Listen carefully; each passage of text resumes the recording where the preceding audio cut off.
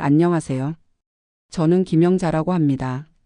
올해 65살 초등학교 교사로 35년을 근무하고 2년 전에 정년 퇴직했습니다.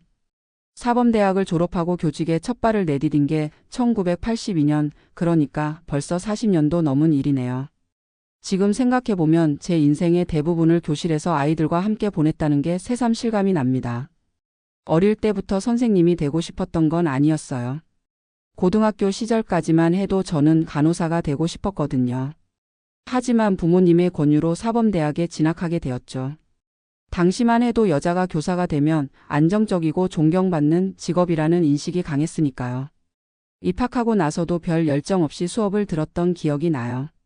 그런데 4학년 때 교생 실습을 나갔다가 아이들을 만나면서 제 인생이 바뀌었어요. 작은 손으로 제 손을 꼭 잡고 선생님, 내일도 와요? 라고 물어보던 한 여자아이의 눈빛을 아직도 잊을 수 없습니다. 그때 처음으로 내가 이 일을 평생 할 수 있겠구나라는 생각이 들었죠. 첫 발령은 경상남도의 작은 시골 마을이었어요. 복식학급이라 1학년과 2학년을 같이 가르쳤는데 30명도 채 안 되는 아이들이 한 교실에 모여 있었죠. 화장실도 재래식이었고 겨울에는 난방이 제대로 안 돼서 아이들과 함께 덜덜 떨며 수업했던 기억이 납니다. 하지만 그 시간들이 지금 생각하면 가장 순수하고 행복했던 것 같아요. 메추리를 키우고 텃밭을 가꾸고 봄이면 아이들과 들에 나가 민들레 홀씨를 불어 날리던 그 시절이 그립습니다. 10년 차 되던 해에 도시로 정근을 갔어요. 그때부터는 학급 인원수도 늘고 학부모들의 기대치도 높아져서 부담이 컸습니다. 특히 90년대 말, 2000년대 초반에는 사교육 열풍이 불면서 공교육에 대한 불신이 커지던 시기였죠. 우리 아이는 이미 선행학습으로 이거 다 배웠어요. 라는 말을 들을 때마다 속이 상했습니다. 그래도 저는 제 방식대로 아이들을 가르쳤어요. 지식보다는 배움의 즐거움을 알게 해주는 것, 그게 제 교육 철학이었으니까요. 20년 차쯤 되었을 때 교직에 회의가 들던 시기가 있었습니다. 행정 업무는 늘어가고 학부모 민원은 끊이지 않고 교권은 점점 약해지는 것 같았거든요. 그때 우연히 한 학부모로부터 편지를 받았어요. 제가 3년 전에 가르쳤던 아이의 엄마였는데 아이가 중학교에 진학한 후에도 저를 자주 언급한다면서 감사하다는 내용이었죠.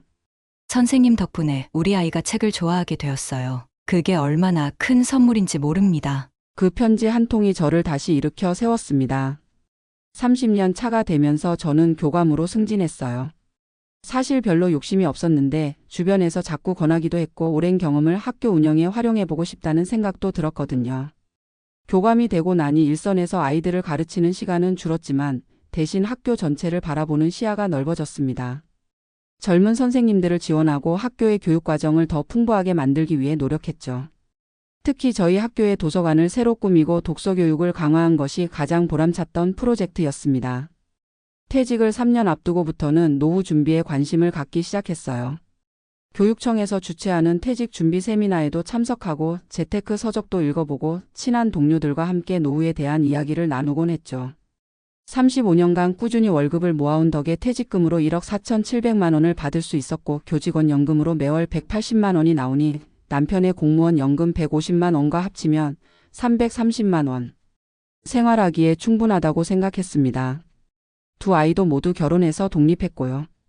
아들은 38살로 대기업에 다니고 있고 딸은 35살인데 작은 디자인 회사를 운영하고 있어요. 두 아이 모두 결혼할 때 각각 5천만 원씩 결혼 자금을 지원해줬는데 그래도 노후 자금은 충분히 남겨놓았다고 자부했습니다. 퇴직 직전에는 예금이 1억 2천만 원 정도 있었으니까요. 물론 그중 절반 가까이는 자녀들 결혼 자금으로 나갔지만 그래도 퇴직금을 합치면 2억 원이 넘는 금액이었으니 걱정이 없었죠. 퇴직 직전 마지막 학기는 정말 감회가 새로웠어요. 마지막으로 담임을 맡은 아이들이 특별히 예쁘게 느껴졌고 교무실에 매일 마시던 커피 한 잔, 복도를 오가며 듣던 아이들의 웃음소리까지 모든 것이 소중하게 다가왔습니다. 퇴임식 날 아이들이 준비한 깜짝 영상 편지를 보면서 참았던 눈물을 쏟아냈어요. 35년 동안 제가 가르친 아이들이 몇 명이나 될까요? 아마 1000명은 훌쩍 넘을 거예요. 그 아이들 모두 건강하고 행복하게 자라주었으면 하는 바람뿐이었습니다. 퇴직하고 나서 처음 6개월은 정말 꿈같은 시간이었어요. 평생 일만 하다가 갑자기 주어진 자유시간이 어찌나 달콤하던지. 남편과 함께 한 달 동안 유럽 여행을 다녀왔어요. 학생들에게 세계사를 가르치면서도 정작 저는 한 번도 유럽에 가보지 못했거든요. 로마의 콜로세움, 파리의 에펠탑, 바르셀로나의 사그라다 파밀리아.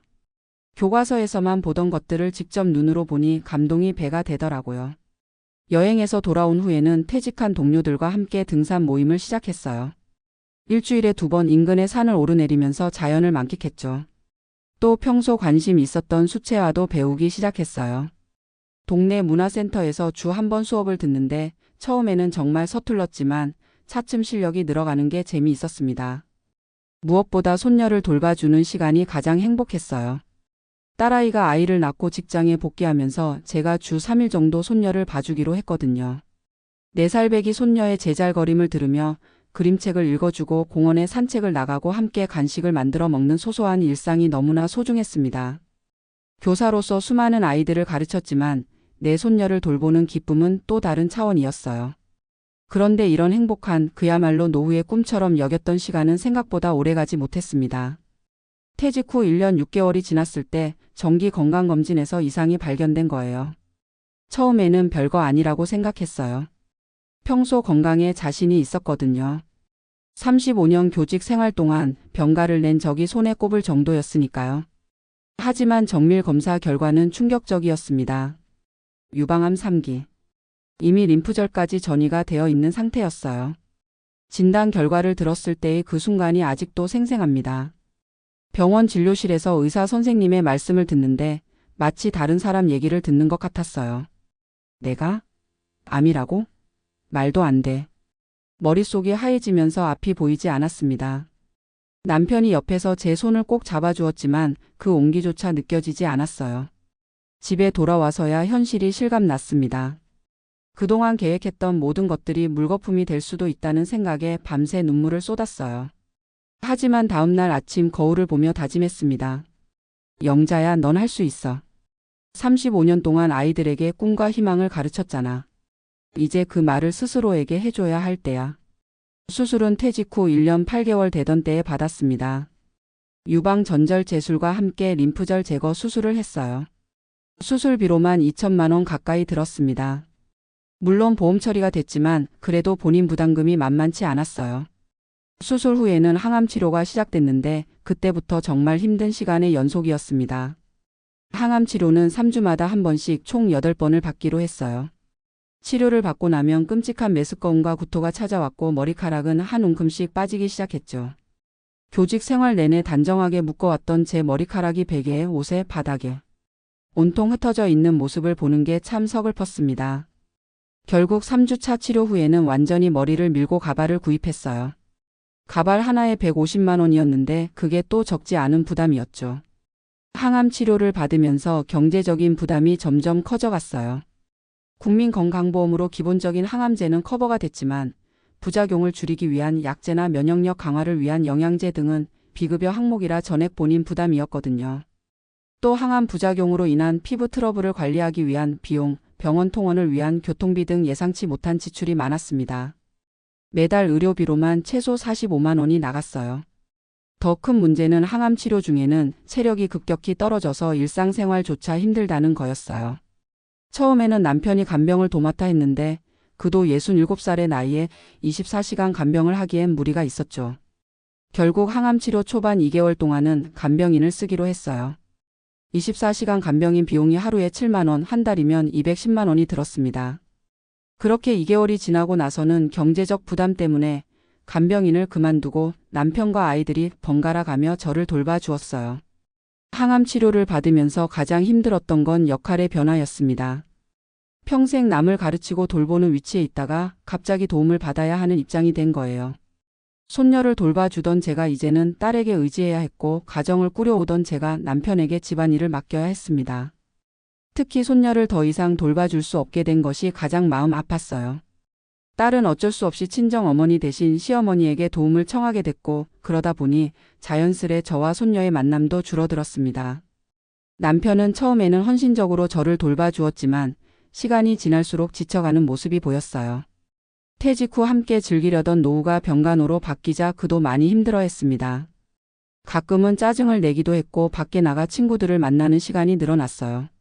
남편을 탓할 수는 없었습니다. 저도 제 자신이 짐스러웠으니까요. 그렇게 항암 치료 6개월 차에 접어들 무렵 예금 통장을 확인하고 큰 충격을 받았습니다. 퇴직 후 모아둔 7천만 원 중 4천만 원이 이미 소진된 거예요. 수술비, 항암 치료비, 간병인 비용 등으로 빠르게 돈이 나가고 있었습니다. 이대로 가다간 얼마 안 가 통장 잔고가 바닥날 것 같았어요.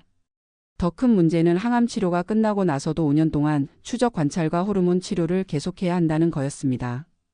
그 기간 동안 계속해서 의료비가 발생할 텐데 과연 우리 부부의 연금만으로 감당할 수 있을까 하는 불안감이 컸어요. 집을 팔까도 생각해봤지만 요즘 부동산 시장이 안 좋아서 제값을 받기 어려울 것 같았고 무엇보다 그동안 살아온 집을 떠나고 싶지 않았습니다. 결국 어느 날 저녁 남편과 진지한 대화를 나눴어요. 여보, 우리 아이들한테 도움을 청해볼까? 제 입에서 이런 말이 나올 줄은 정말 몰랐습니다. 평생 경제적으로 자립해왔고 오히려 아이들을 도와주는 입장이었는데 말이죠. 남편도 처음에는 망설였지만 현실적인 대안이 없다는 걸 인정할 수밖에 없었어요. 다음 주말 아이들을 집으로 초대해서 제 상황을 솔직하게 털어놓았습니다. 의료비 부담으로 저축이 빠르게 줄어들고 있다는 것, 앞으로도 치료비가 계속 들 것이라는 것, 그래서 일시적으로라도 도움이 필요하다는 것을 말하면서 눈물이 자꾸 나왔어요. 평생 단 한 번도 손을 벌려본 적 없던 제가 자식들에게 도움을 청하는 상황이 너무나 비참하게 느껴졌거든요. 아들은 바로 엄마, 걱정 마세요. 제가 매달 도와드릴게요. 라고 했어요. 첫째치고 책임감이 강한 아이였죠. 매달 50만 원씩 보내주겠다고 했습니다. 딸은 조금 망설이는 듯 했어요. 작은 회사를 운영하다 보니 경제적으로 여유가 없었거든요. 하지만 그 아이도 엄마, 저도 매달 30만 원은 보낼 수 있을 것 같아요. 라고 말해 주었습니다. 아이들의 반응은 고마웠지만 한편으론 미안함과 자책감이 밀려왔어요. 내가 부모로서 자식들에게 짐이 되고 있다는 생각, 그들의 미래를 위해 모아둔 돈을 쓰게 한다는 생각에 가슴이 아팠습니다. 교사로서 수백 명의 아이들을 가르치며 그들의 미래를 준비시켰는데 정작 내 아이들의 미래에는 걸림돌이 되고 있다는 죄책감이 들었어요. 그렇게 아이들의 도움을 받기 시작한 지 한 달쯤 지났을 때 예상치 못한 일이 벌어졌습니다.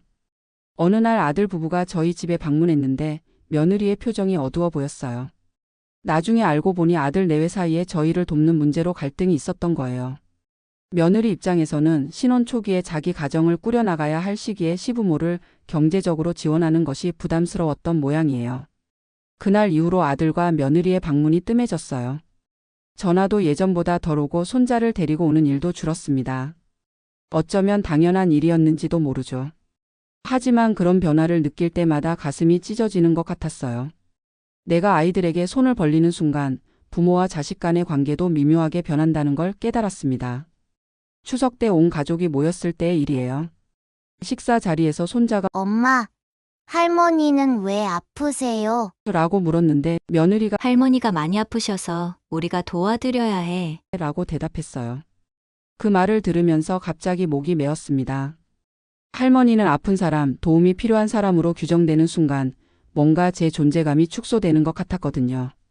교감 선생님으로 학교에서 존경받던 제가 이제는 아픈 할머니일 뿐이라니. 하지만 그런 어려운 시간 속에서도 작은 희망의 불씨를 발견했습니다. 항암 치료로 인한 부작용이 조금씩 줄어들면서 저는 무엇인가 할 수 있는 일을 찾기 시작했어요.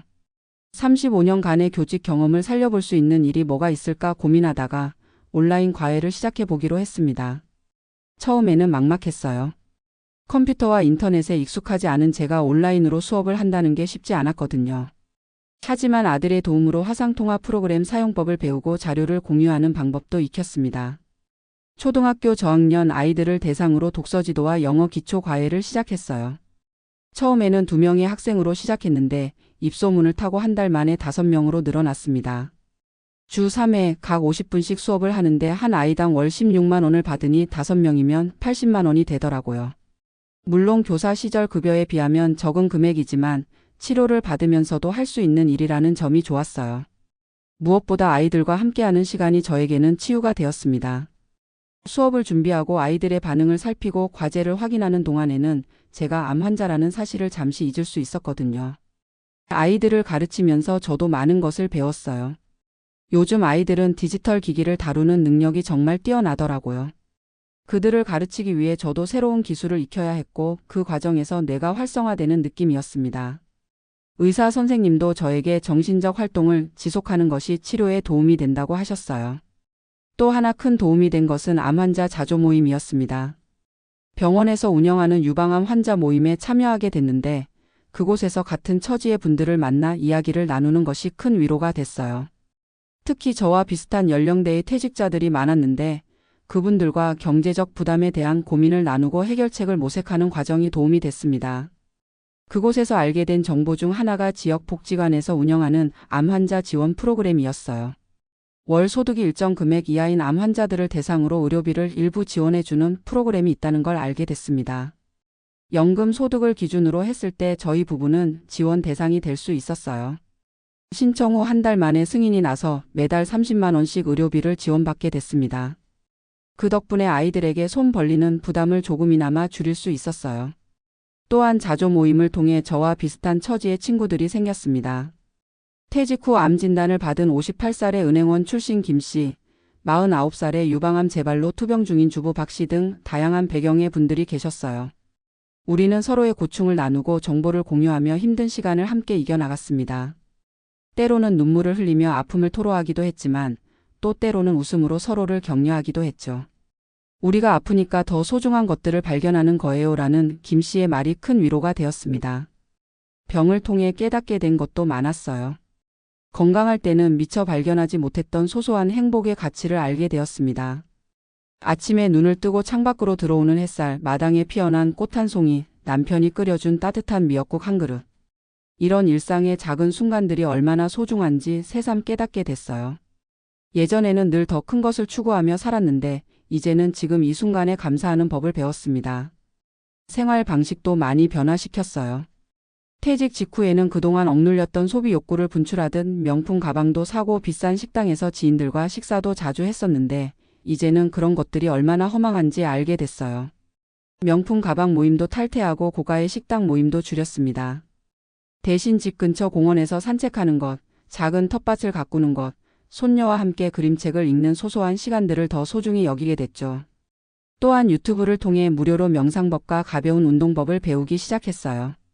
처음에는 의사 선생님이 권해서 시작했는데 명상이 정신적 안정에 정말 도움이 되더라고요. 아침 저녁으로 15분씩 명상을 하면서 불안한 마음을 다스렸습니다. 가벼운 요가와 스트레칭은 항암 치료로 약해진 근육을 조금씩 회복시키는 데 도움이 됐고요. 항암 치료 마지막 회차를 마치고 의사 선생님께서 항암 치료 결과가 좋네요. 앞으로는 3개월마다 검진을 받으면서 경과를 지켜봅시다. 라고 말씀해 주셨을 때 그동안 참았던 눈물이 왈칵 쏟아졌어요. 물론 아직 완치라고 말할 수는 없지만 희망의 빛이 보이기 시작한 거죠.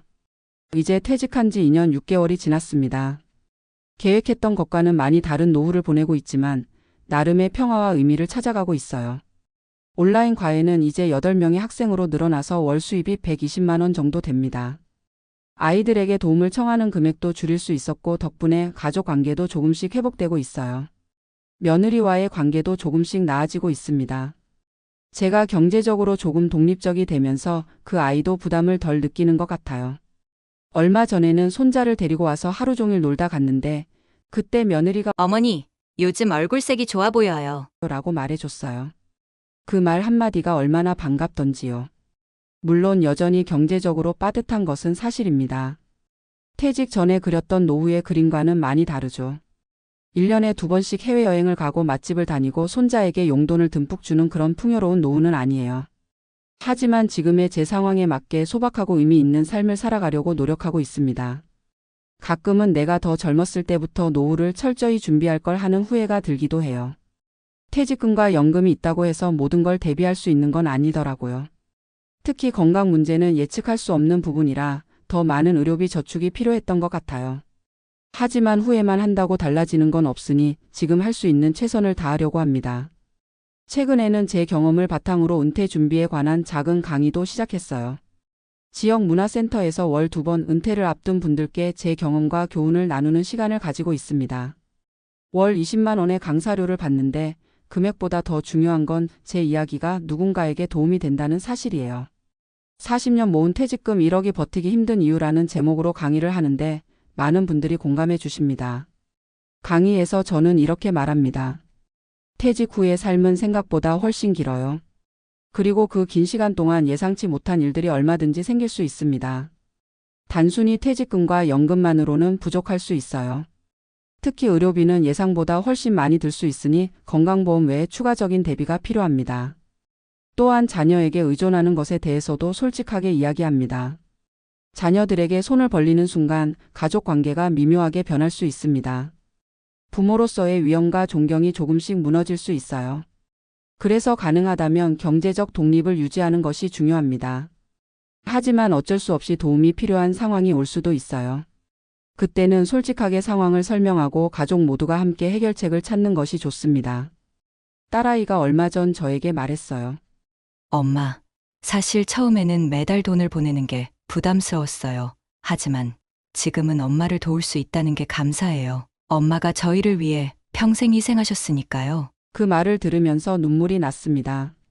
제가 무너질 것만 같았던 순간에도 결국 가족의 사랑이 저를 지탱해주고 있었던 거예요. 남편도 많이 변했습니다.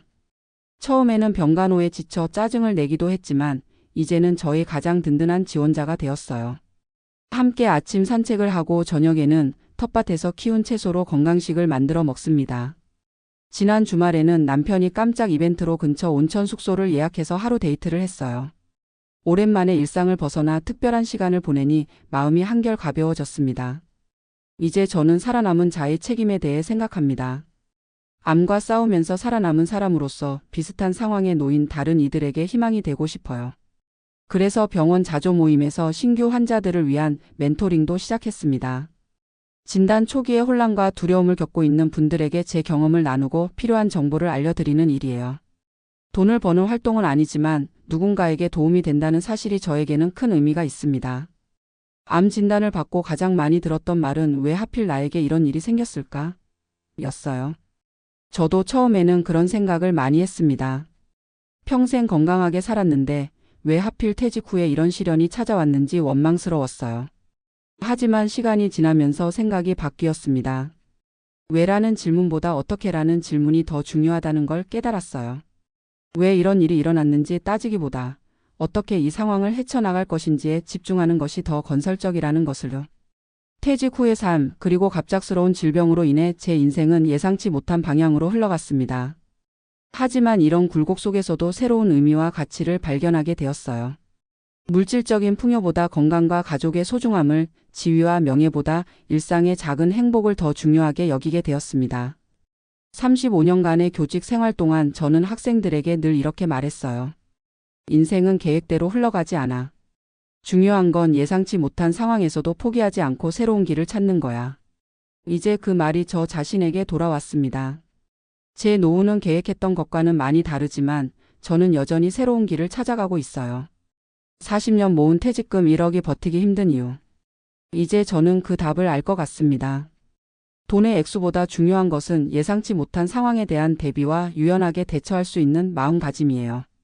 그리고 무엇보다 혼자가 아닌 함께 의지하고 살아갈 수 있는 가족과 지인들의 존재입니다. 요즘 저는 작은 수첩에 매일 감사한 일 3가지를 적는 습관을 들였어요. 오늘 적은 내용은 이렇습니다. 첫째, 아침에 일어나 창밖으로 보이는 맑은 하늘에 감사. 둘째, 온라인 수업에서 한 학생이 선생님 덕분에 책 읽기가 재밌어졌어요 라고 말해준 것에 감사. 셋째, 남편이 저녁 식사 후 함께 산책하자고 제안해준 것에 감사. 이렇게 하루하루를 감사함으로 채우다 보면 비록 경제적으로는 빠듯할지라도 마음은 더 풍요로워지는 것 같아요. 앞으로도 많은 어려움이 있겠지만 저는 포기하지 않고 한 걸음씩 나아갈 겁니다. 35년간 아이들에게 희망을 가르쳤던 것처럼 이제는 제 자신에게 희망을 심어주려고 합니다. 내일은 오늘보다 더 나은 하루가 될 거라는 믿음으로요.